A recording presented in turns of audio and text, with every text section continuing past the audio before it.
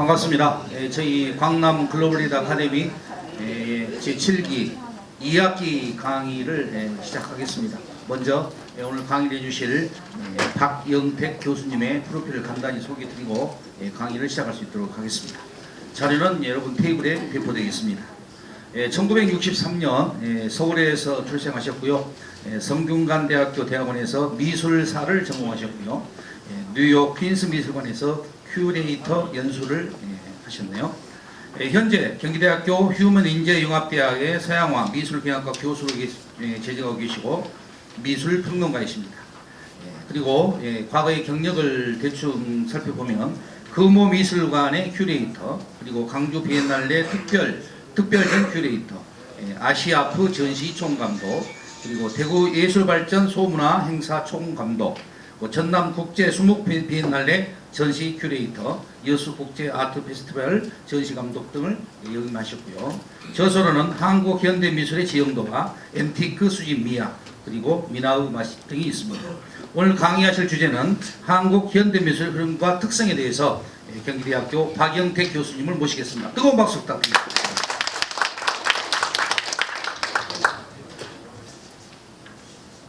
예, 반갑습니다. 저는 경기대학교 미술대학에 재직 중이고요. 미술평론을 하고 있습니다. 그러니까 미술평론은 미술 작품에 대해서 가치나 질에 대해서 논의하는 건데, 사실은 미술은 정답이 없는 거라, 그것이 뭐 객관적인 어떤 걸 추구하는 건 아니고요. 지극히 개인적인 취향, 감시관에 의존할 수밖에 없죠. 물론 그렇지만 좀 보편적인 공감대를 형성할 수 있는 차원을 겨냥하는 것이 미술 비평일 수 있을 것 같습니다. 어쨌든 오늘 1시간가량 제가 강의를 하고요.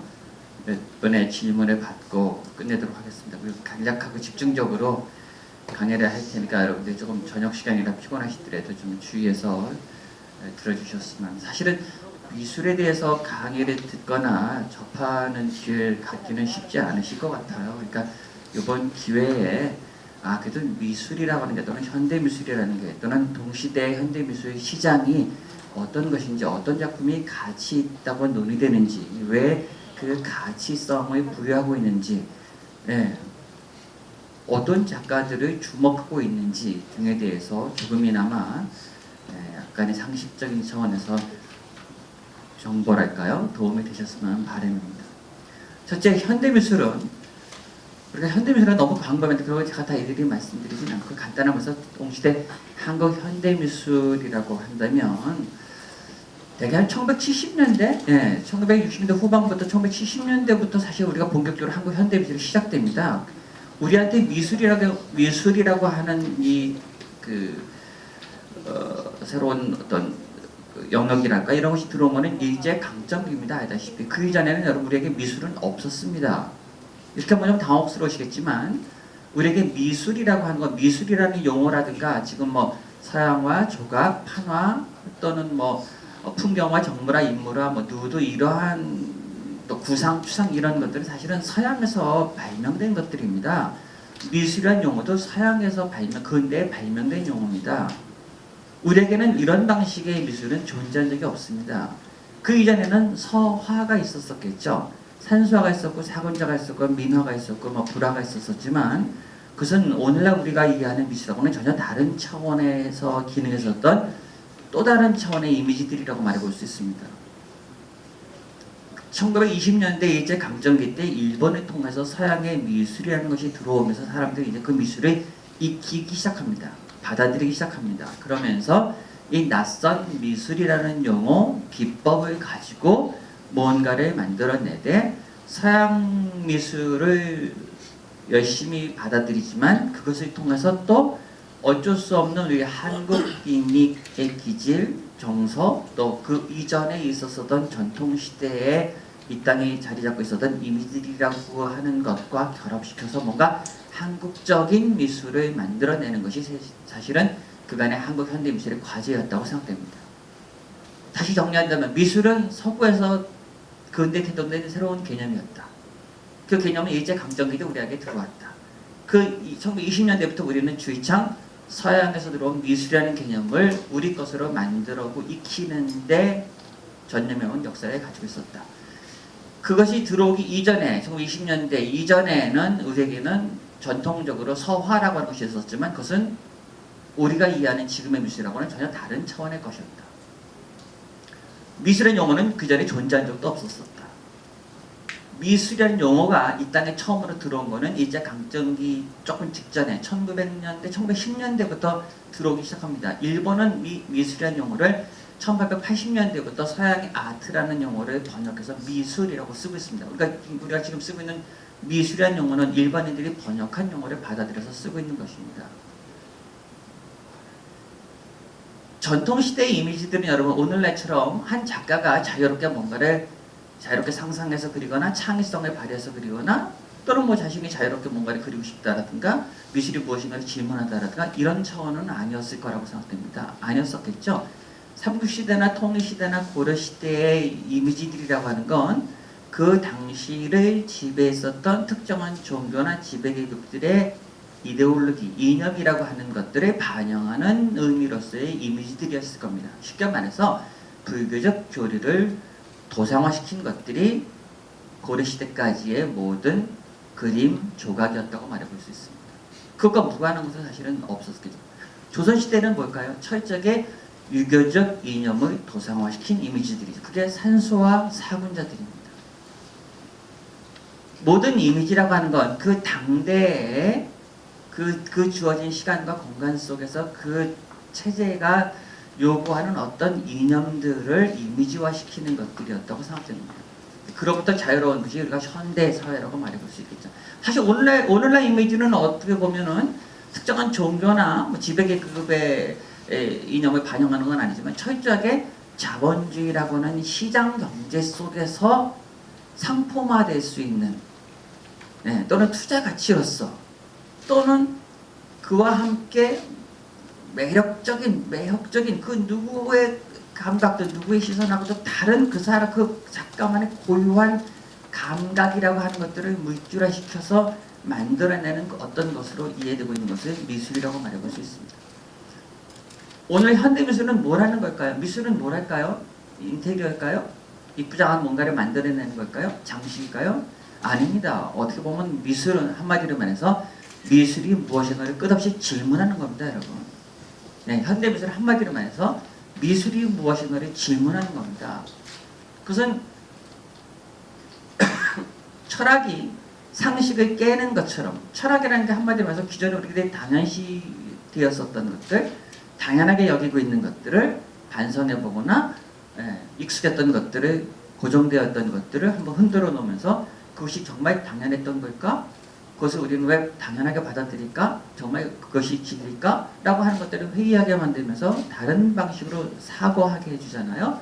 그로 인해서 사물과 세계를 다시 보게 해주는 힘을 주는 게 제 생각에는 철학이라고 생각하고 또 그것이 이제 공부라고 생각하는데 미술도 마찬가지로 동시대 미술은 우리에게 뭘 안겨주냐면 사물과 세계를 보는 새로운 시각을 안겨주는 것이 사실은 원래 동시대의 미술입니다.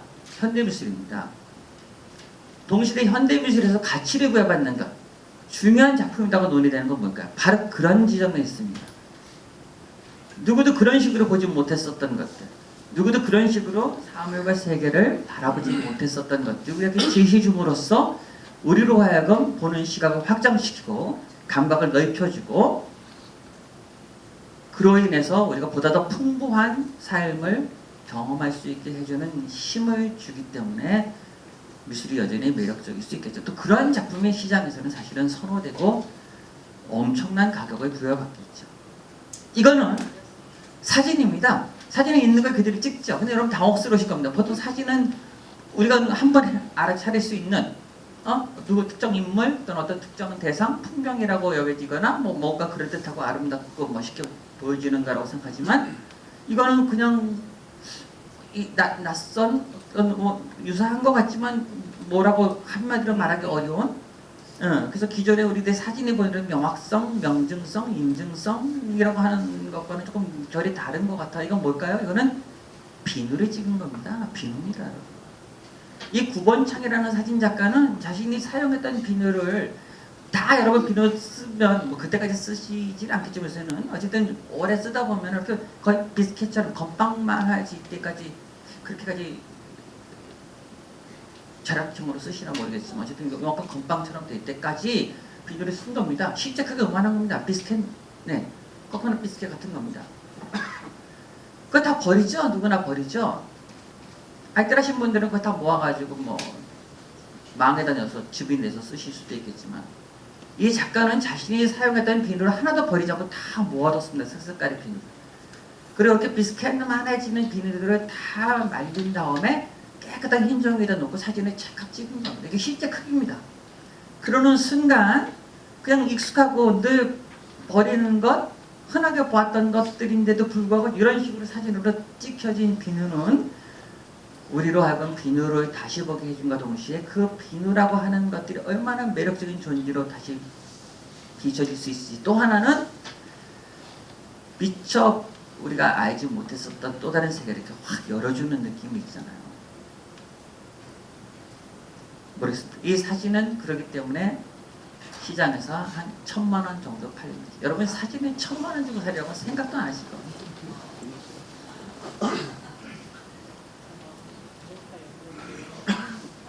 이건 김동유라고 하는 작가입니다.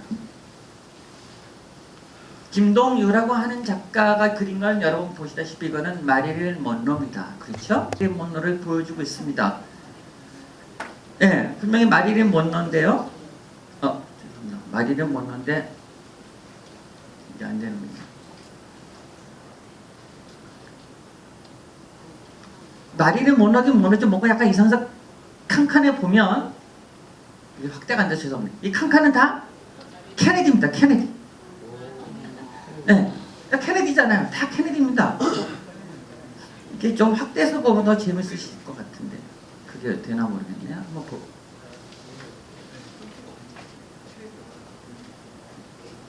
예, 보세요.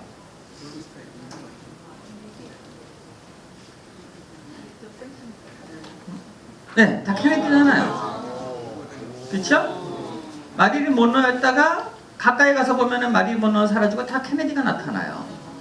그래서 다시 뒷걸음질 치면은 마릴린 먼로예요. 네. 이 작가는 이거 일일이 다 붓으로 그린 겁니다, 여러분. 한 100부 되는 캔버스에. 마릴린 먼로나 케네디는 누구나 보면 세상 사람들이 누구나 보면 알 수 있는 사람들이고 죽은 사람들이고, 네. 너무너무 세계적인 유명인이고. 또 둘은 이쪽에 내연관계를 가졌던 존재라고 알려져 있고요. 이 작가는 누구나 다 아는, 이거 그리면 어렵지 않죠? 대본에 알 수 있죠?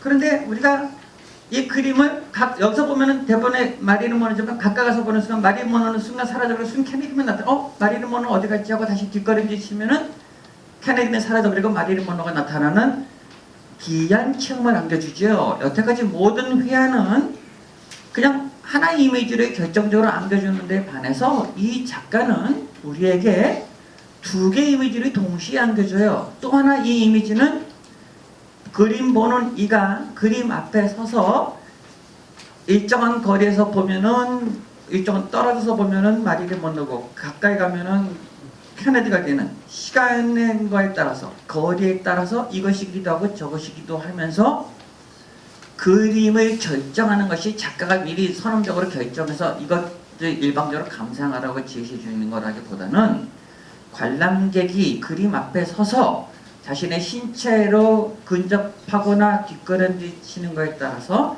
마릴린 먼로였다가 케네디였다라고 하는 이상한 체험을 안겨주는 그런 회화적 그런 화면을 만들었다는 겁니다.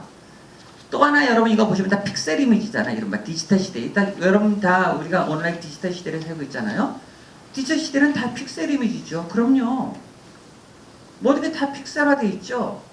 이 작가는 그 부정할 수 없는 디지털 시대의 픽셀 이미지를 끌어들여서 그것을 여전히 손을 일일이 그리는 아날로그적인 방법으로 수행하면서 디지털과 아날로그가 접목될 수 있는 회화적 방법론을 고민하고 있기도 합니다. 심지어는. 여러분 이 작가가 모건대학교라고 대전에 있는 모건대학교 출신입니다. 제가 미술관의 큐레이터를 했을 때 이 친구를 96년도에 전시했었는데 이런 비슷한 작업이었었는데 한 점도 안 팔렸었어요. 왜 안 팔렸을까요? 이런 비슷한 작업인데 전 너무너무 흥미롭고 좋아서 전시했었는데 첫째, 지방대학교 출신이라 외국 유학 경험이 없어서 뭐 국전 이런 대전에서 뭐 수상 경력이 없어서 그리고 나서 2002년도나 2003년도에 국내에서는 우리나라에서는요 미술 시장에서 한 작가의 작품을 사는 게 그 작품의 질을 갖고 사는 게 아니라 사람들이 귀에 의존해서 사요. 눈이 없으니까 이 작가가 유명하다더라, 뭐 어디 학교 교수더라 그러면 사요. 필패하는 겁니다, 여러분. 그래서 이 작가를 모 하람이 국내에서는 전혀 시장성이 없고 판매가 안 되니까 홍콩 크리스티 경매에 이 작품을 내놨어요. 2003년도에. 국내에서는 빵원이죠. 여러분 미술작품이라고 하면 가격이 없는 겁니다. 이런 시장에서는 알다시피 수요와 공급에 따라서 가격이 형성되잖아요. 그럼요. 근데 미술시장은 애초에 가격이라는 아예 없는 겁니다. 네? 어떻게 가격이 있어요? 그래서 어떤 작가가 예를 들어 뭐 주변에 여러분 작가가 있는데 내 작품 1000만이다. 뻥입니다. 뻥. 말도 안 되는 겁니다.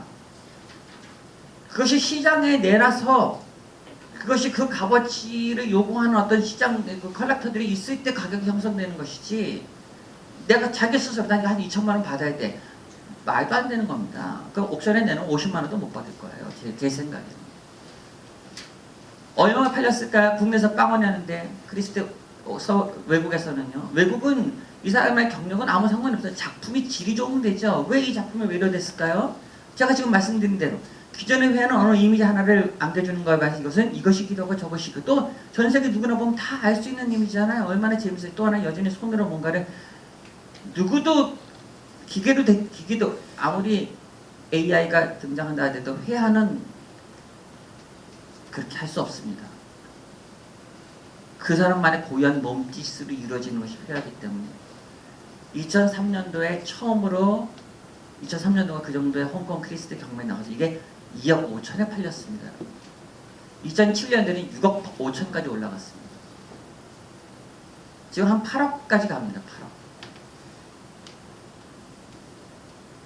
제가 미술관에 큐레했을 때 돈 있어 사뒀으면 제가 여기 이 자리에 안 있었어요.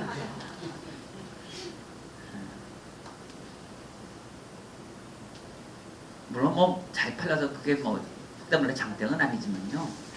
이런 작품이 현대미술에서는 가치를 부여받는다는 그 말씀을 드리고 싶은 겁니다.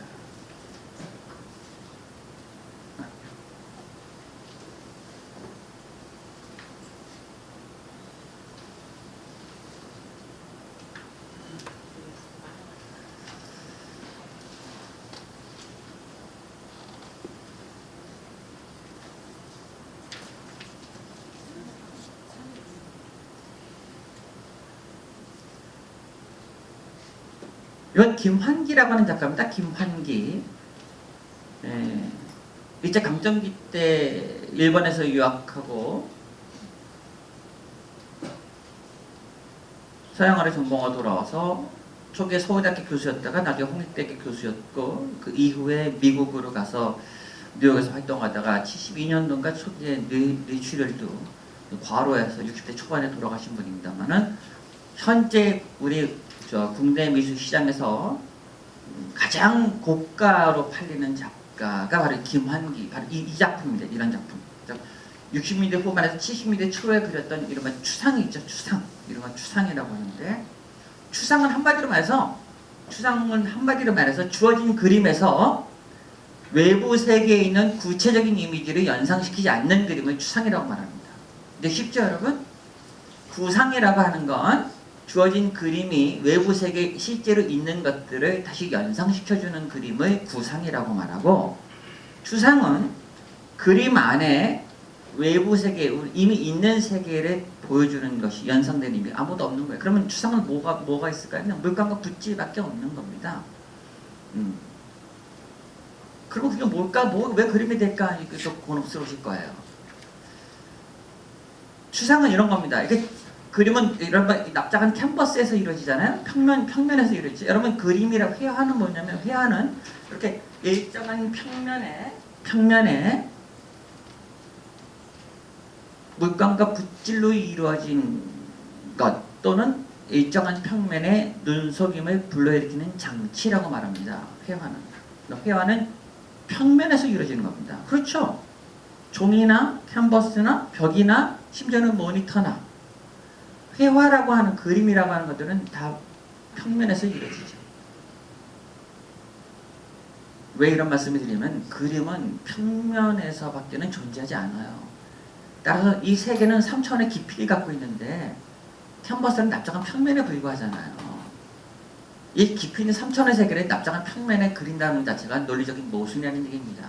그래서 원근법을 집어넣고 외부 세계를 그린다고 하는 것 자체가 이미 주어진 캔버스라는 평면하고는 사실은 맞지 않는다고 보는 입장도 있다는 겁니다. 그래서 외부 세계를 추방시키고 납작한 캔버스 평면에 물감과 붓지만으로 그 평면을 강조하는 그림을 그리는 것이 사실 또 추상이기도 합니다. 보세요. 이 작가는 주어진 그림에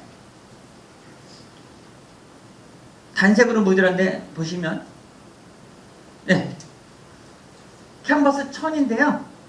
천에 이렇게 격자를 한 다음에 흠뻑 적셔서 물감을 치른 다음에 칸칸을 만들고 칸에서 이렇게 하나씩 색을 칠해놓는 거다. 그러니까 블루톤으로 물감을 흠뻑 이렇게 격자를 해서 흠뻑 적신 다음에 묽게 타서 물감을 아주 묽게 유체 물감을 마치 수묵화처럼 수채화처럼 천에 리넨천 면천이죠.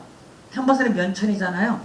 그러니까 면천 생천을 그대로 캔버스 씌운 다음에 그 천에 물감을 흠뻑 적셔가지고 칸을 만든 다음에 여기다 이렇게 하나씩 다시 녹색을 물감을 쿡쿡 집어서 흠뻑 적셔놓은 거예요. 그게 그림이에요. 그러는 순간 물감은 쫙쫙 선 사이로 스며들죠. 어떤 것도 그리지 않았죠. 추상이죠. 그러면서도 그림의 평면이라는 걸 보여주죠. 그러면서도 서양인들의 그림하고는 달리 마치 캔버스 천에 물감을 흠뻑 빨아들여서 마치 우리가 옛날에 수묵화처럼 한지에 먹이 스며드는 것처럼 물감을 다루고 있다는 겁니다. 이런 방식으로 서양화 재료를 갖고 하지만 또 서양의 보편적인 현대미술이라고 하는 걸 받아들이지만 뭔가 그 재료를 다루는 방식이 굉장히 동양적이랄까요? 우리한테 매우 익숙한 한지나 수묵화 같은 방식으로 다루고 있다는 점에서 김한계의 추상화가 굉장히 주목을 받는 것 같아요. 그러니까 우리나라에 많은 작가들이 있지만 이런 방식으로 추상을 실현해서 그 재료에서 주는 매혹적인 맛을 보여주는 것은 이 작가가 거의 유일했다. 지금 제가 보여드린 이 작업은 지금 한 45억 원 정도 합니다. 50억 원 정도 합니다. 100호 크기가요. 네. 그 다음이 이 작가입니다. 윤형근이라는 작가입니다. 가격을 말씀드리면 뭐 팍팍 꽂히실 것 같아요. 그 정도 가격을 주고 왜 살까? 그림을 사는 이유는 뭘까요, 여러분? 돈이 많은 부자들이 최종적으로 미술품을 사는 이유는 그 작가의 정신을 사는 겁니다. 사실은 정신을. 그 독특한 독창성. 네, 누구도 그렇게 생각하지 못했었던 것. 그리고 그런 탁월하게 물질하신 솜씨와 뿐만 아니라 또 미술적인 매력은 뭘까요? 유일무이한 거죠. 유일무이. 아무리 돈이 많아도 우리가 차를 사고 건물을 사고 옷값을 산다 하더라도 그것은 세상에 널릴 수 있겠죠. 아니 뭐 극소수를 살 수 있겠지만 그러나 미술 작품이야말로 하나밖에 없는 거죠. 그 작품 하나밖에 없는 것이죠. 그것은 다시는 또 똑같은 게 나올 수 없는 겁니다. 그리고 제가 지금 방금 보여드렸던 김한계 저 작품은 이미 이 작가는 죽었고 죽은 지 오래됐고 또 저런 작품은 다시는 나올 수 없는 거잖아요. 그리고 그 수량은 한정돼 있잖아요. 그러면 저 작품이 지금 45억이잖아요. 절대 떨어질 수가 없겠죠. 절대 떨어질 리가 없습니다. 앞으로 100억으로 오르면 올라지 떨어질 수는 없습니다. 앤디 워홀이라는 사람은 1986년인가 87년에 죽었는데 앤디 워홀 다 아시죠? 유명한 팝 아티스트. 그 당시 예를 들어서 앤디 워홀의 그 시커 스크린, 마릴린 먼로나 플라워, 꽃 시리즈 같은 것들이 막 1억이었다. 89년도 뭐 90년도면 1억 정도면 살 수 있었을 것 같아요. 지금 꽤 일정한 시간이 지났죠? 지금 얼마일까요? 그가 예를 들면 한 200억 대일 겁니다. 200억 정도 올랐을 겁니다. 여러분 그러면 부동산이나 증권이나 이런 것도 가치가 많이 오르겠지만 사실은 그건 굉장히 불안성도 있잖아요. 유동성도 있잖아요. 제가 경제는 잘 모릅니다만은 물론 모든 미수작품이 다 그렇게 확고한 투자로서 확증은 없지만 그러나 중요한 좋은 작품은 반드시 떨어질 수가 없는 겁니다. 앤디 오월의 중요한 작품은 다시는 반복될 수 없기 때문에 그렇죠. 김한기 다음으로 우리나라에서 추상으로서 가장 그 다음 가격을 치는 게 바로 윤형근이라는 작가입니다. 이 사람 마치 또 김한기의 사위이기도 합니다. 사위. 청주 사람인데 김한기는 목포 신안 안좌면인가요? 거기에 그 섬 사람이죠. 유명한 사람이죠. 이것도 역시 생면천에 엄버 브라운, 그러니까 번트 엄버 브라운, 그래서 번역하면 타버린, 번트 탔다는 거니까 타버린 새카만 갈색 같은 거, 뭐 이런 그런 색깔입니다. 그러니까 짙은 고동색 물감을 역시 이게 유화 물감입니다.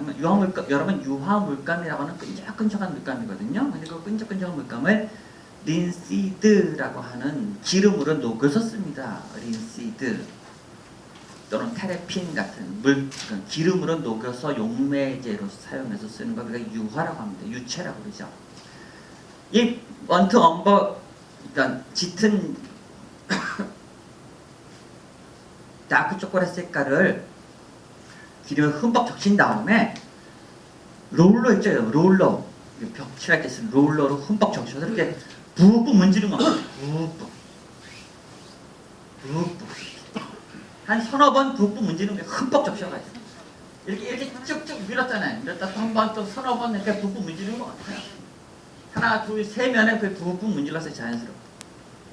그러면 캔버스라는 건 아까 말한 천으로 돼 있잖아요. 그 날개가 실제로 이렇게 직조돼 있잖아요. 그러면 이렇게 푹푹 밀어놓고 방치해두면 일정한 시간이 지나면 어떻게 될까? 올 사이로 막 이렇게 스며들잖아요. 자기자기 다 스며든 겁니다. 그러니까 작가가 여기까지 푹칠했지만 나머지 부분들은 자연스럽게 시간에 의해서 또는 천의 조직에 따라서 그 다음에는 이제 중력의 법칙도 작용하겠죠. 왜냐면 끝까지 올라가지 않는 건 중력의 법칙이 있으니까 잡아당기니까 어찌 번지고 퍼져서 얼룩지고 있습니다. 여기 경계들 보십시오. 이 경계들 자글자글한 이건 캔버스의 유화 그림인데도 불구하고 작가가 분명히 자기가 인위적으로 그린 흔적과 요런 여백들 이렇게 살짝 겹치고 번지고 자글자글한 요런 부분들은 우연히 만든 것, 시간이 만든 것 또는 자연 법칙이랄까요? 그것이 불가피하게 만든 상처 같은 흔적이겠죠. 이것도 정말 마치 정말 한지나 화선지에 목에 쭉쭉 스며들고 번진 흔적 같아요. 이것도 이런 걸 추상이라고 합니다. 그렇죠? 캔버스가 납작한 평면인 걸 보여주죠? 구체로 뭔가를 그리진 않았죠? 그럼에도 그냥 물감과 붓질만 보여주고 있잖아요. 그런데 뭔가 이렇게 쑥쑥 솟아오르는 나무 기둥 같기도 하고 시커먼 흙 같은 느낌도 주고 뭔가 자연스럽게 연상시켜줘요. 우리가 어떤 걸 똑같이 사실적으로 그리면 너무 그것 자체만 몰두하게 하는데 이런 글들은 새로운 산상을 연상해줘요. 그래서 제목이 무죄인 겁니다, 여러분. 무죄라고 돼 있는데 여러분들이 막 화내시지 마세요. 아니 어떻게 그림에 제목이 없어, 생각이 없다는 거야 라고 하지 마시고 굳이 뭘 특정을 그리지 않고 누구나 다 뭔가를 자연스럽게 연상시키라는 의미 되겠죠. 아주 좋은 글입니다. 지금 한 6억, 7억 갑니다. 좋은 거.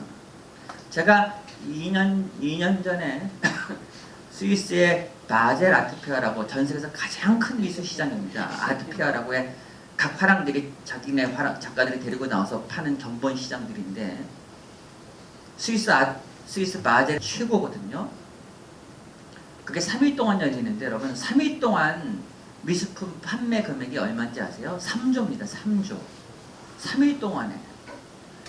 그 바젤 아트페어가 3일 열리는데 3일 동안 미술품 판매 금액이 3조입니다. 우리나라가 한 해에 판매 금액이 총 얼마일까요? 1년 내내 미술 시장에서 작품 판매 금액이 물론 뭐 잘 드러나지 않는 것이지만 공개적인 것들은 4천억 내지는 4,500억이 채 안 됩니다. 1년 동안. 그래서 우리나라는 미술 시장이라고 말하기 쉽지 않습니다. 그래서 우리나라에 소더비나 크리스트 같은 정말 회사들이 안 들어옵니다. 시장이라고 말하려면 최소한 조 단위가 돼야 된다고 그래요. 조 단위가. 1조는 돼야 미술 시장이라고 되겠죠. 우리 지금 4천억, 4,500억 정도예요. 마제라티표는 3일 동안에 3조예요. 3조. 어마어마한 겁니다. 마제라티표는 거기뿐만 아니라 홍콩 마제라티표까지 만들겠죠. 무슨 얘기를 하려면 그 스위스 마제라티표에서 제가 2년 전인가 3년 전에 이 작품을 큰 게 나왔더라고요. 유정근 작품이요. 우리나라 PKM 갤러리에서. 정말 크고 좋더라고요. 이런 식으로 쭉쭉 문질렀는데 너무 그림이 좋아서 마침 그때 여러분들처럼 서울대학교 미술관에 제가 CEO 과정의 강의를 1년에 한두 번 꼭 가서 강의하는데 그때 그 CEO 과정들하고 그 미술관 투어하면서 그 마제라티표를 같이 갔거든요. 제가 설명해드리면서 그때 뭐 김현장 변호사하고 뭐 의사분하고 뭐 한국보험원장하고 뭐 여러분들이 같이 가셨어요. 그분들이 자꾸 이제 저한테 이제 뭘 사고 싶어서 처음 사고 싶으신 것 같아요. 저한테 자꾸 질문하셨어요. 그래서 제가 유정근 걸 사라. 그 당시 2억이 나왔더라고요. 저는 싸다고 생각해서 굉장히 큰 물건이었습니다. 2억. 근데 그분들한테는 돈이 있어도 막상 미술 작품은 2억 주고 사야 된다니까 굉장히 한 5천까지는 생각해보니까 2억은 좀 힘들었었던 것 같아요. 그분 중에 한 분의 의사분이 있었는데 병원에 몇 개 운영하신 분인데 어떻게 하겠다 자꾸 굉장히 저는 뭐 제가 뭐 저랑 아니까 나는 어쨌든 이것 중에서 나온 것 중에서는 정말 좋다. 2억이면 저는 싸다고 생각한다. 누가 나한테 2억 빌려주면 사겠다. 지금 10억 됐습니다, 여러분. 그분이 지금 저를 만나면 그 얘기를 하세요. 그때 박 교수 얘기를 들을까. 제가 뭐 무슨 투기꾼처럼 이렇게 말씀드려 죄송합니다만 그건 극소수죠. 극소수인데 그 독일 미술관에 사갔습니다. 마제라티표. 독일 미술관에 사갔어요. 지금도 너무 아른아른 거려서 하는 말씀입니다.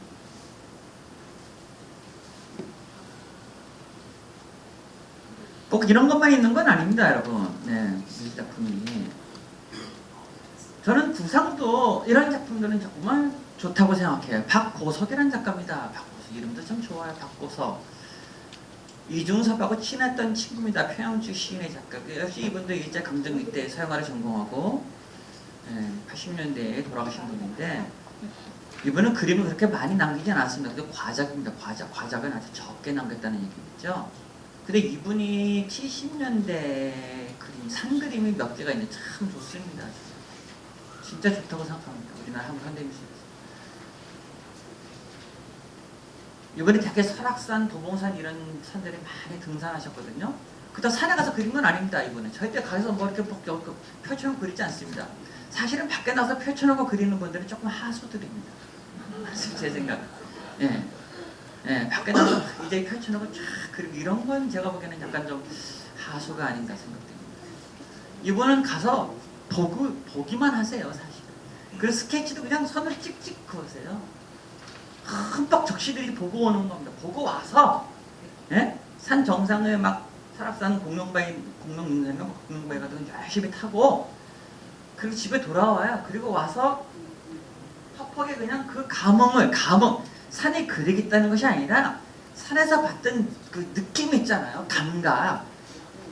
그림은 여러분 눈이 그리는 게 아닙니다. 그림은 우리가 눈으로 그린다고 그러고 풍경을 눈으로 본다고 그러는 건 잘못된 표현입니다. 몸이 그리는 것입니다. 몸. 망막은 우리 몸에 난 여러 기관 중에 일부에 불과하고요. 사실 우리가 세계를 만나는 건 온 몸이 만나는 것이죠. 온 몸이 세계를 만나고 지각하고 그를 흠뻑 자신의 온 몸의 감각기관으로 빨아들이는 것이죠. 좋은 작가들은 자신의 몸이 만난 세계를 기록하는 사람들입니다. 이 작가는 그 산을 보고 온 그 감동을 그냥 뭐 몇 가지 색 안 썼잖아요. 그 많이 그린 것도 아니잖아요. 별로 성의 없어 보이잖아요. 그렇지만 그냥 툭툭 그냥 아주 남성적으로 우랑한 붓질을 축축 몇 번 치고 그냥 나머지 구름이 쫙한 그 높은 산에서 봤었던 그 장쾌한 산의 그 느낌을 그냥 흰색 물감과 푸른색 그 청명한 느낌이 나는 걸로 몇 번 툭툭툭툭 칠해서 마치 동양화 같아요. 그쵸? 동양화 몇 가닥 선만 가지고 그냥 웅장한 자연을 그리잖아요. 자연을 어떻게 우리가 그릴 수 있습니까? 그 느낌만이 겨우 전달할 수 있을 뿐이겠죠. 압권이라고 생각합니다. 저는 우리나라 제가 접했던 한국 현대미술을 그린 산 중에서는 압권이다. 근데 이 작품이 현재 한 5천만 원 정도인데 너무 전 싸다고 생각합니다. 강추한다면 전 박보석을 강추합니다, 여러분. 앞으로 이런 산이 나온다면 그렇다고 무조건 박보석만 사면 안 됩니다. 여러분 예를 들어서 이우환이 뜬다. 뭐 요새 뭐 박서복 떴다. 박서복 사이 아무나 사시면 망합니다. 그 사람의 베스트를 사셔야지 가능하면 허접한 거 사시면 나중에 똥값 됩니다. 작가의 이름을 사는 게 아니라 그 작가의 전성기 때 가능한 그 베스트를 살려고 노력하셔야 됩니다. 그럼 그 베스트가 나올 때까지 참을성 있게 기다리셔야 됩니다. 작품을 많이 갖는 게 중요하지 않습니다. 수집 100개 있는 거 꽝입니다. 기가 막힌 거 5개 있는 사람이 훨씬 최고입니다. 기가 막힌 거. 어떤 수집가가 쓴 글에 보면 최고의 수집가는 평생 동안 불후의 명작 하나를 수집하는 사람이에요. 결정적인 거 하나. 예, 끝없이 계속 눈을 높이고 끝없이 찾다가 결정적인 거 최고 하나를 사면 그게 수집가라고 해요. 사실 그런 경지를 가기 쉽지 않겠죠. 이 그림도 참 좋죠? 이제 강요하는 건 아니다.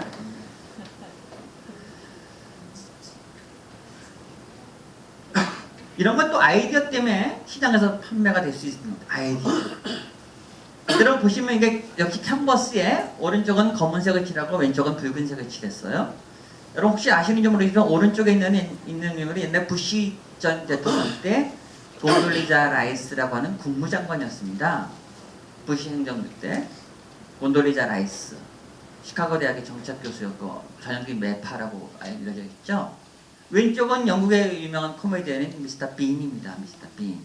그렇죠? 점으로 다 찍어서 그린 것 같아요. 점몇 뽑을까요? 그럼 너무 단순하지 않을까요? 그럼 한국만의 인물 중에 라이스하고 미스터 빈일까요? 사실은 보시면 요 라이스를 그린 요 흰 점은 사실은 흰 점이라기보다는 물감이 아니라 여러분 쌀을 붙인 겁니다. 이게 다 쌀입니다. 쌀알. 요거는 콩을 붙인 겁니다. 라이스니까 라이스, 빈이니까 콩을 붙인 거죠. 무슨 얘기인지 아시나요? 그러니까 이게 라이스비 국무장관이잖아요. 라이스는 쌀이잖아요. 그 라이스비 국무장관은 다 일일이 쌀에 붙인 겁니다. 캔버스 표면에 쌀을 하나씩 붙인 겁니다. 이게 사실 미친 뜻이죠. 일일이 다 붙이고 있는 겁니다. 쌀알을. 균질한 쌀알을 다 골라가지고 뻐덕뻐덕 윤기나게 닦은 다음에 그것을 캔버스에 다 점을 다 찍어서 그 자리에 정확하게 픽셀 이미지처럼 접착제를 붙여서 딱딱 붙인 겁니다. 라이스가 라이스를 지시하고 빈이 미스터 빈을 지시하죠. 보통 우리가 그림은 물감과 붓질로 그려지거나 표현된다고 여겼다면 이 작가는 우리가 먹는 이런 곡류를 쌀과 콩을 가지고 사람을 보여주고 있어요. 너무 기발한 아이디어죠. 이거 뭐 한 50% 되는 여러분도 캔버스에 뭐 쌀, 콩 들어가면 얼마나 들어가겠습니까? 얼마 팔까요? 한 2, 3천만 원 팔리는 것 같아요. 쌀, 콩 치고는 싸죠. 아니 너무 비쌀까요? 그 아이디어를 사는 겁니다. 누구도 이거 한번 보셨으니까 그 다음 이거는 여러분이 아실 것 같은데 한번 학습하셨더니 같은 작가입니다.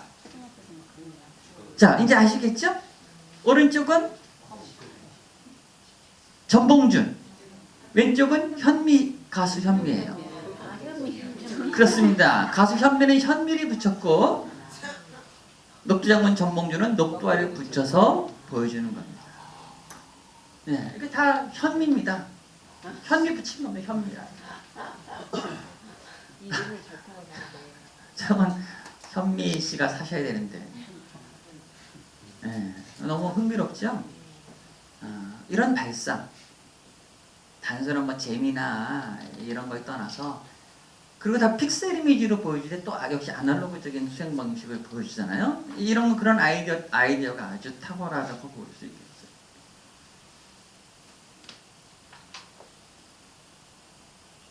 예, 이런 건 고려청자 매병입니다.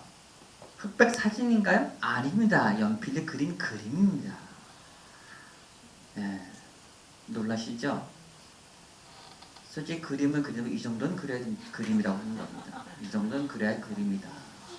이건 진짜 오로지 연필 한 자루와 지우개만으로 그린 겁니다. 종이에. 네, 밀도가 기가 막힙니다. 밀도가. 제가 춘천에 살고 있는 작가인데요. 이희용이라고. 우연한 기회에 춘천에 있는 뭐 조각가 작업실에 갔다가 그 조각가가 옆에 가난한 어려운 힘든 작가를 같이 쉐어해서 나눠 쓰고 있더라고요. 그 작가 꼭 소개시켜주고 싶다고 갔더니 이런 그림을 그리고 있더라고요. 그게 전업 작가죠. 와, 근데 정말 물론 뭐 작은 작가가 오죽 많겠어요. 사실적으로 그린 작가도 많고. 그런데 같은 사실에도 밀도가 다릅니다, 여러분. 그 밀도의 차이를 아셔야 됩니다. 이 연필 흑연으로 올라오는 색깔들, 이 바탕 색깔. 저것도 연필을 칠하고 식빵을 이렇게 문질러면서도 막 광물질의 느낌이 나요. 광물질의 느낌. 어떻게 연필 한 자루의 흑연에서 저런 깊이감이 나올 수 있을지. 또 하나는 그 고려 청자의 매병의 그 느낌이랄까요? 여전히 미술은 우리에게 놀라운 장인의 솜씨 같은 것들을 안겨준다면 이런 작품 시장에서 선호될 수 있습니다. 대신 어중간하게 그래서는 안 됩니다. 확 밀도를 높여야 되죠. 네, 진짜 잘 그린다면 이 정도는 잘 그려야 된다는 걸 사례를 보여주기 위해서 보여줍니다. 현대 미술이 너무 뭐 기발한 이상한 걸로만 막 아이디어 위주로만 이렇다고 생각하진 않습니다. 저는.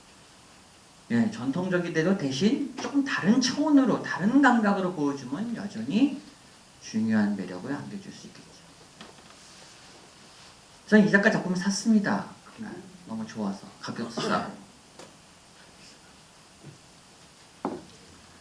지금 현재 동양화에서 가격이 가장 오르는 작가는 천경자입니다. 뭐 당연히 아시겠지만 천경자는 뭐 보험뿐이고, 여러분 여기 광주고 남도구 동양화의 본고장이고 뭐 동양화 작가도 꽤나 많고 예향이라고 자부심을 가지시겠지만, 솔직한 말로 제가 생각했을 때는 현재 광주에는 동양화는 거의 죽었습니다.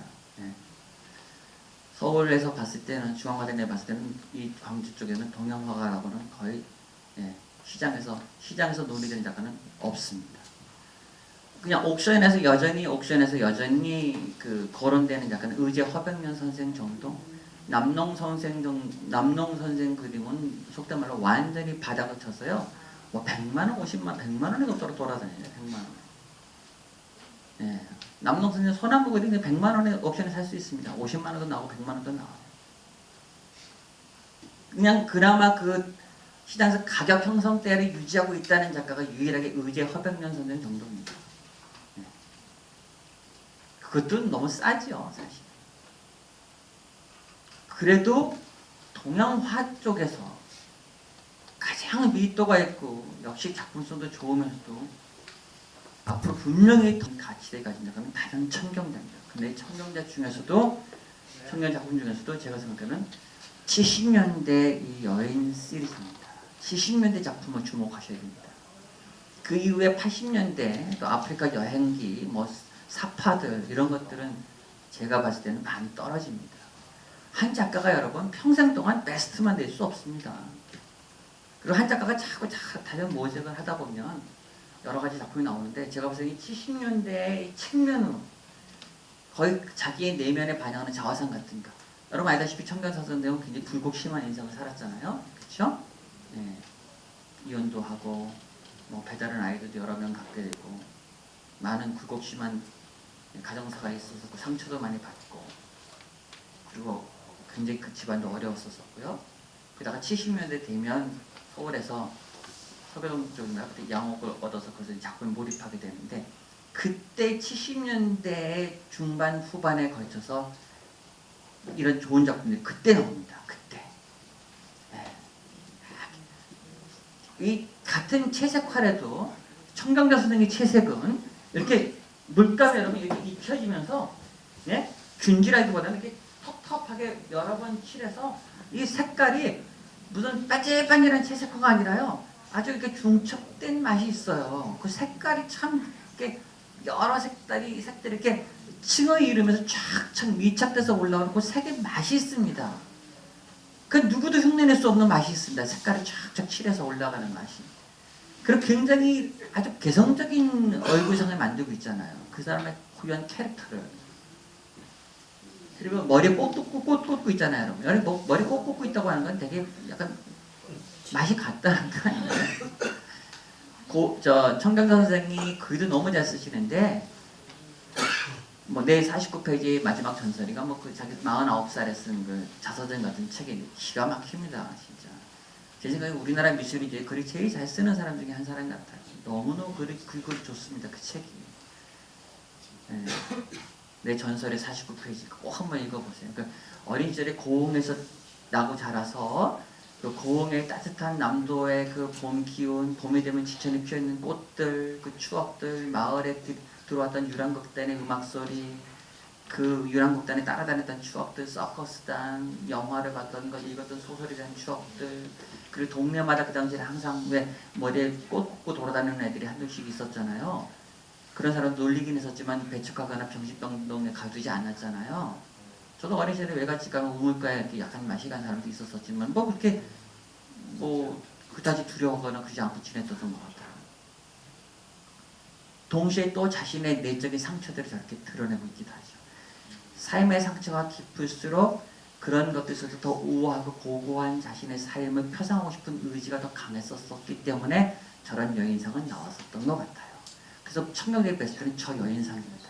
지금 한 3억까지 올라가고 있는데 3억, 4억까지도 올라가고 있는 것 같아요. 70년대 여자 여인상은 최고다, 제가 생각해도. 이거 너무너무 좋은 것 같습니다.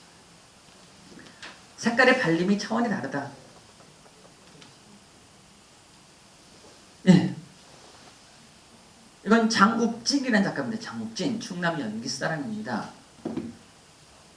이분 역시 일제시대 때 일본에서 서양어를 전공하고 돌아와서 잠시 해방 한국전쟁기 때 서울대학교 교수로 몇 년간 잠깐 재직한 이래로는 그냥 평생을 야인처럼 직업 없이 그림만 그리고 살다가 죽었습니다. 그래서 그림만 그리고 살다 죽어서 굉장히 경제에 풍요로운 것 같았지만 사실은 이분은 거의 평생 동안 그림이 잘 안 팔렸던 때고 말년에서만 팔렸었죠. 이분은 가족이고 뭐가 없이 그냥 혼자서 집을 떠나서 시골에 작은 집 짓고 살면서 허름한 데서 치과하면서 술 마시고 그림 그리고 그렇게 평생 소리했던 사람입니다. 가족은 몰라라고. 대신 부인이 서울의 해화동 로터리에 동양서림이라고 하는 조그만 서점을 운영하면서 가족을 부양했었었죠. 근데 어쨌든 이 작가가 남긴 작품들은 서양화입니다. 그죠? 굉장히 산수화 같아요. 저는 우리나라에 많은 산수화가들이 있는데 이쪽도 얼마나 많습니까? 전통 산수화라고 하는. 근데 그 산수화를 하는 분들이 과도하게 정형화된 산수화를 기계적으로 반복하고 있는 것이 너무 아쉬워요.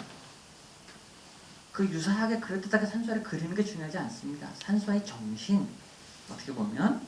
그리고 이미 옛날 것들이 지금 반복하는 게 무슨 의미가 있겠어요. 보세요. 서양화 저리면 너무너무 더 훨씬 산수에서 느끼는 그 기분이 무신거리잖아요. 보세요. 작은 집에, 본인 자신이에요. 이렇게 작은 집에 있고, 여기 틀어박혀 앉아있잖아요. 그리고 정자학이 있고, 개가 있고, 까치가 있고, 소나무가 있고.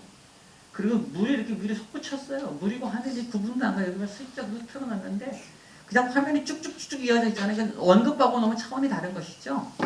움직이는 시선이죠. 여러분 산수화는 움직이는 시선입니다. 서양화는 고정된 시점으로 원근법이라고 해가지고 그 그림을 그리는 화가 그림을 감상하는 관람자가 세상의 중심이 돼가지고 화면 안에 후벼 파가지고 깊이를 만들어내는 거라면 동양화는 그런 원근법을 상정해 본 적이 없습니다. 세계는 우리 몸으로 돌아가면서 보잖아요. 실존적이잖아요.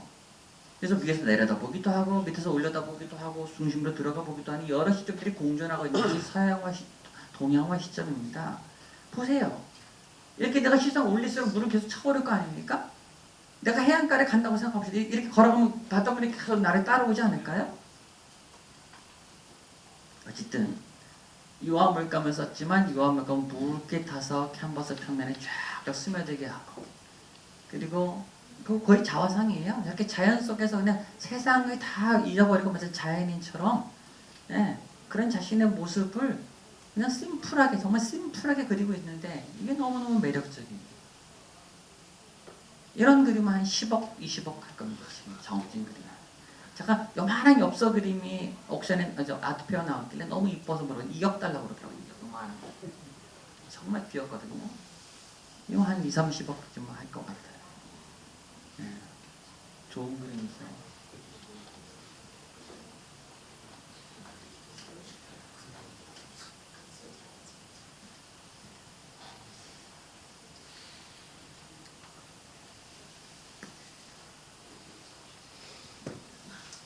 김치입니다.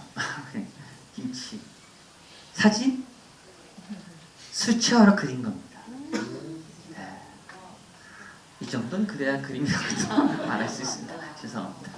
이 정도는 그래야 그림입니다. 미술대학을 나왔다고 그림 잘 그릴까요? 천만에 맞습니다, 여러분. 절대 속지 마십시오. 미술대학 4년제를 나와서 그림을 다 잘 그린다고 절대 아닙니다. 아마 제 생각에는 서울대학교도 그렇고 홍대도 그렇고 미술대학을 졸업한 사람들 인구 중에 한 10분의 1, 한 5분의 1이 화가로 살아남으면 아주 많이 살아남을 것 같아요. 아주 많이. 한 해 한 6천 명 정도가 순수미술인과 쏟아져 나오는 6천 명 정도가 그 중에서 계속 그림을 그려서 화가로 계속 살아남은 사람들은 한 2, 30명 되면 많이 될 것 같아요. 진짜 그렇습니다. 두 가지인데, 하나는 그만큼 좋은 작업을 해서 인정받으면 살아남기가 어려운 부분이기도 하고요. 또 하나는 계속 버티기가 힘들죠. 현실적 구조에서 계속 그림을 그려서 버틴다는 게 어려운 것이죠. 그래서 재주가 비상하지만 이 먹고 사는 문제 때문에 이걸 해결하다 보면 그림을 못하게 되면, 예, 그래도 좀 내가 재주가 있으니까 한 3, 4년 더 뭐 돈 좀 번다면 나중에 해야지. 꽝입니다. 3, 4년 후에 절대 그 이전으로 돌아가지 않습니다. 어찌됐든 간에 매일매일 조금씩 감각을 계속 유지하지 않으면 그 감각을 살릴 수는 없습니다. 그래서 내가 기회가 되면 다시 해야지. 돈을 벌고 해야지. 또 뭐 여자분들 결혼하고 나서 육아를 다 한다면 해야지. 다 꽝 되십니다. 꽝. 어쨌든 이 작가는 종이에 수채화 물감으로 김치를 그린 겁니다, 여러분. 왜 그냥 잘 그려서 보여주는 게 아닙니다. 우리나라에서 아까 말씀드린 것처럼 1920년대부터 어쨌든 본격적으로 서양화도 들어오고 뭐 수채화도 그리고 많은 그림이 그려졌는데, 이게 2009년인가 2008년 정도 되는데 하영희라는 작가인데, 우리가 매일 김치를 거의 먹잖아요. 어제 밥 먹을 때마다. 너무 놀라운 사실은 1920년대부터 2008년도 어쨌든 이 하영희 씨가 김치 그림을 그리기 전까지 우리나라에서 김치를 이렇게 그림 그린 사람이 단 한 명도 없었다는 겁니다. 단 한 명도.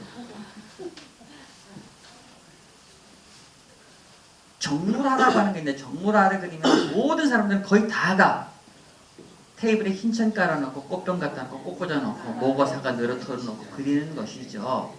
그거의 정물이라고 보죠. 풍경하면 밖에 나가서 뭐 해안가를 그리거나 숲이 우거진 걸 그리거나 뭐 사찰을 그리거나 그렇겠죠. 인물을 그린다면 벌거벗은 여자 누드를 이렇게 그렇게 이쁘게 그리겠죠. 그건 그림일까요? 미술일까요? 제가 보기엔 그것은 미술이 아니라 고정관념이고 관습이라고 생각합니다. 습관이죠, 습관. 미술을 하는 것 같지만 제가 보기엔 그 미술을 하는 게 아닙니다. 미술은 이런 거다라고 하는 고정관념을 기계적으로 반복하는 사람들이 사실은 대부분의 작가들이라고 생각합니다. 근데서 벗어나야지 진짜 중요한 작가가 되는데, 거의 한 90%는 관습적인 힘에 눌려서 비슷비슷한 걸 기계적으로 반복하고 있고, 그 나머지 작가가 그거는 조금 다른 걸 모색하는 것 같아요. 여러분 놀랍게도 이 하약이라는 작가는 미술대학을 나오지 않았습니다. 미술대학을 가고 싶었지만 집안의 반대로 이제 가정 형편이 어려웠고요. 두 번째는 당연한 얘기겠죠. 미술에서 네가 뭐 먹고 살래? 라고 하는 부모의 반대로 미술대학을 못 가고 동국대학교 법학과를 나왔습니다. 법학과를 나와서 직장 생활을 한 7, 8년 했다고 해요. 근데 마음 한켠에 그림에 대한 열망이 계속 있다 보니까 미술학원도 다니고 일러스트레이션 학원도 다니고 백화점 문화센터도 다닌 겁니다. 근데 제가 좀 거치가 말하지만 지금 말씀드린 세 곳은 미술이 가르쳐주는 곳이 아닙니다. 사실은. 학원은 미술대학을 가기 위해서 정답 같은 표본들을 기계적으로 암기하는 곳이지 미술이라고 하는 것들을 창의력과 상상력을 키우는 곳이 아닙니다. 일러스트레이션 학원도 기계적인 것들을 가르치겠죠. 심지어는 우리나라의 문화센터라고 하는 많은 것도 대부분은 어떤 특정한 선생이 아까 말한 정물인 것처럼 정물반대로 다 똑같이 기계적으로 다 똑같은 소재를 똑같은 방식으로 그 선생 스타일로 그리는 것들을 되게 미술 수업이라고 하고 있어요. 이 작가가 그런 데를 다니다가 집에 왔는데 그날 어머니가 김치를 막 담갔답니다. 그러는 순간 제가 김치를 좋아하기도 하지만 그날따라 갑자기 김치가 너무 매력적으로 보였대요. 특히나 이 작가가 저한테 말하기를 자신은 그 배추의 흰 속살로 스며드는 붉은색 고춧가루 국물이 너무 아름답더라는 거예요. 약간 변태죠. 좀 그래야 됩니다. 아, 왜 꼭 정물을 꽃 그리고 과일만 그려야 되나요? 그래서 항아리 뚜껑에다가 김치 담아놓고 전지 종이에다가 자기 작업실 바닥에다 놓고 그린 거예요. 그 집도 제가 직접 가봤는데 어려워서 부모님이라고 사는데 그때 아버님이 그때 암 환자고 하면서 진짜 돌아가셨을 겁니다. 집에 어려우니까 작업실 따로 없을 건 한 3평 되는 2평 되는 거 자기 방에서 그리더라고요. 방에서 방 바닥에 놓고 그린 겁니다. 이제 내려다 보니 너무너무 잘 그렸고 좋았어요. 그 다음에 이 작가가 이 그림을 갖고 문화센터에 갔더니 많은 아줌마라든가 강사분들이 그러더래요. 아니야, 그 꽃이라든가 좋은 과일라든가 왜 하필 김치 그리냐고 타박을 하더래요. 근데 이 작가가 굴하지 않고 그 다음부터 온갖 총각김치, 부추김치, 파김치, 백김치 다양한 김치를 한 2, 30여 좀 그렸습니다. 시리즈로. 그리고 뭐 공모전에 내서 대상을 받아. 당연히 대상 받죠. 당연히. 첫째, 기존에 우리들이 생각하는 걸 넘어서 너무 새로운 소재를 보여주고요. 그걸 보여주는 방식도 놀랍죠. 저 같으면 이런 김치는 그 하선전 김치공장 사장실에 걸려야 된다고 생각합니다. 여러분 모르겠습니다. 지금 여기서 다양한 직업군들을 갖고 계시겠지만 내 사무실에 어떤 그림이 걸렸는지 다시 한번 생각해 보세요. 나는 어떤 이미지를 수집했나, 어떤 이미지를 내 방에 걸어두나. 단지 장식일까요? 내 방에 걸어두는 그림은 내가 어떤 가치를 추구하는지, 내 정신이 어떤 건지, 내 감각이 어떤 건지를 한 방에 보여주는 이미지 하나가 딱 있어야 됩니다. 사실은. 아니면 기업에 맞는 이미지 하나를 동들을 찾으시든가. 무슨 호랑이 나오면 대숲에서 호랑이 나오는 그림이라든가, 무슨 상투적인 산수화라든가, 뭐 이상한 붓글씨 같은 거, 휘어 같은 거, 달마상 같은 거. 너무너무 답답해요. 이상한 분재 돌보지도 않는 난 방치해두고. 끔찍한 무슨 인형 같은 것도 갖다 놓으시고. 죄송합니다. 다 그렇다고 하는 건 아니고 대부분이 그 사무실에 어떤 이미지 하나만 보더라도 꼭 그건 절대적인 건 아니지만 전에 미국 드라마 미드에서 50년, 60년대 미국 그 광고 회사를 다루는 영화가 있었습니다. 드라마죠. 이름 기억이 안 나는데 그때 빨리 말씀드릴게요. 그때 그 회장이 60년대인데 그 회사 임원이 회장실에 왔어요. 무슨 얘기를 나누다가 회장이 뒤에 있는 자기 그림을 가르쳐요. 이거 내가 이번에 새로 산 거야 그랬더니 그게 바로 마크 로스코라고 하는 유명한 추상 표현주의 작가 그림이죠. 60년대 마크 로스코. 자살한 작가지만. 근데 그 임원이 물어봐요. 왜 샀냐고. 근데 그 회장이 뭐라고 말하는지 아세요? 이봐, 이게 우리 시대의 정신을 대표한다는 그림이래. 그래서 샀다는 거예요. 광고회사 회장인데 도대체 우리 시대, 이 시대의 가치를 대변하는 그런 현대미술이라는 것이 자기들 이해를 못하면 어쨌든 그걸 그래서 사서 걸어두는 거예요. 한두 개만 보고 끝내겠습니다.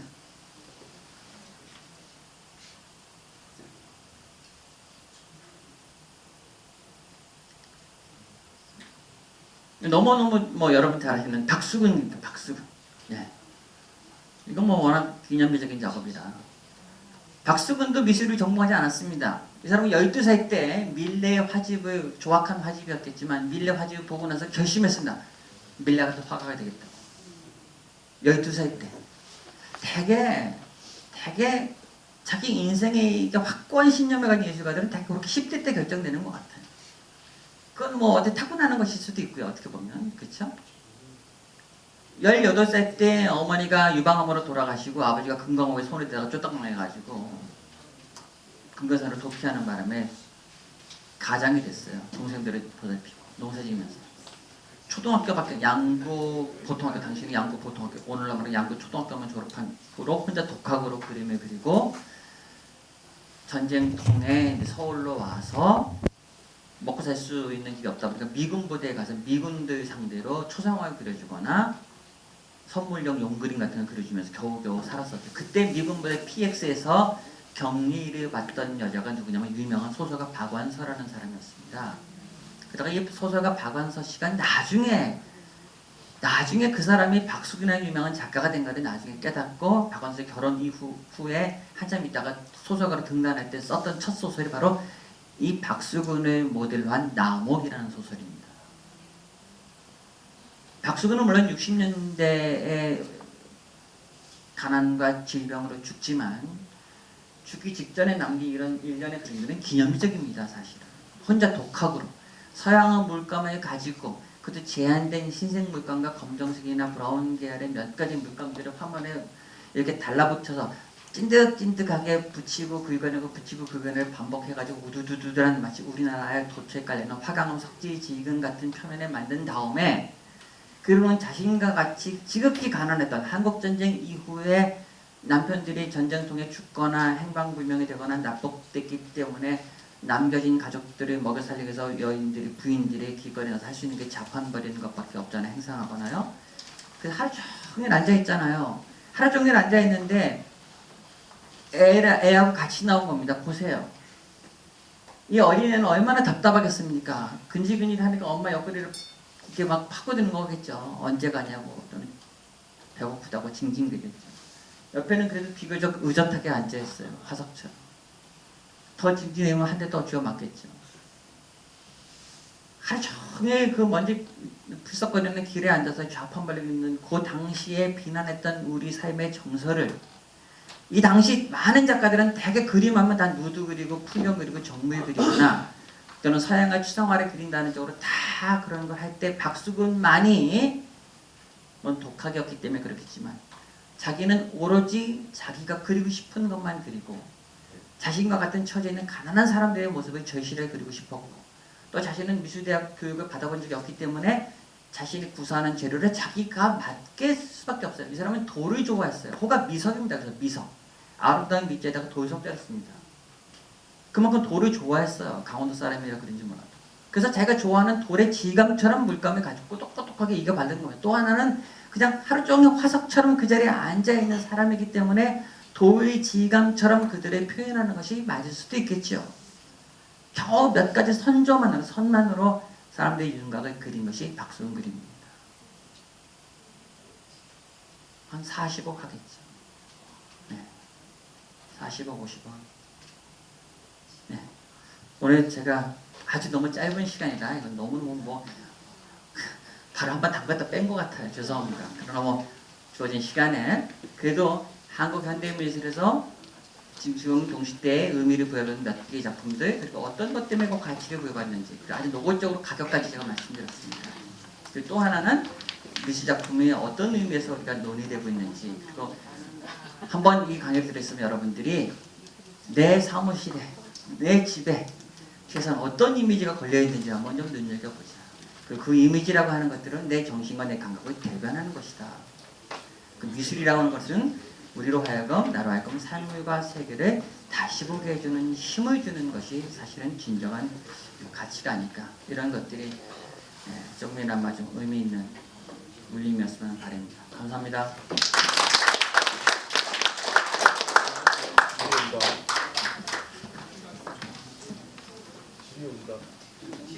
네. 자, 질문 몇 개를 받도록 하겠습니다. 의무적인 건 아니고요. 그래도 혹시 강의를 듣다가 궁금하신 게 있으시면 질문해 주십시오. 네. 목포 우암 선생님이라고 계시는데 그분 작품은 어떻습니까? 우왕이요? 예, 우암. 박용환의 우암. 남녀 가로 제가 저 잘은 모릅니다.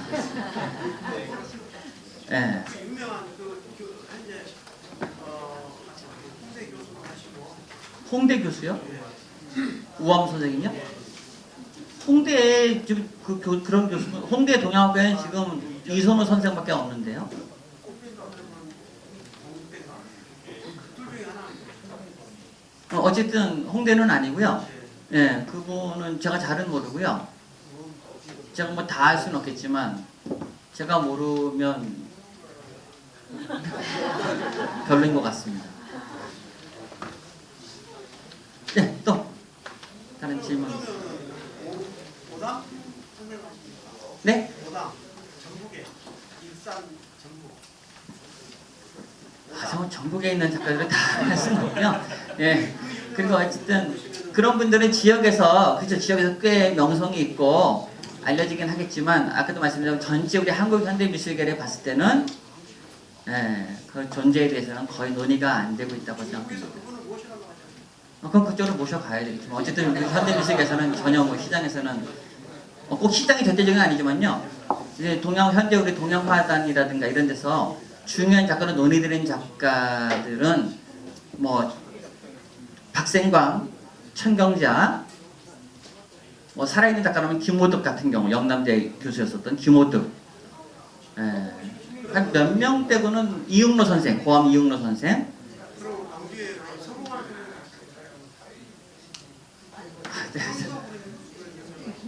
네, 잘 모르겠습니다. 죄송합니다. 네, 제가 지방에 있는 작가를 다 알 수는 없고요. 예, 또 다른 질문 있으시면.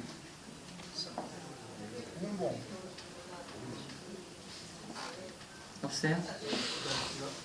네. 죄송합니다. 각 지역의 여러 작가분들까지는 제가 다 막내서 알 수는 없고요.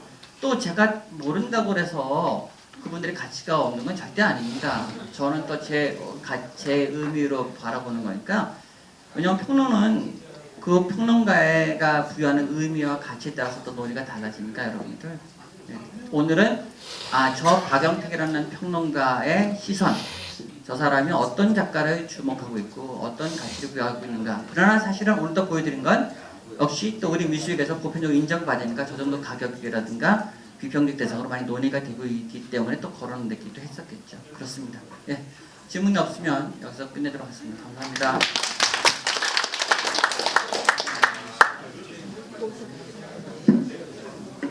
네, 수고했어요. 사무총장님께 마이크 넘기기 전에 여러분 이 신문을 보시면 알겠습니다만은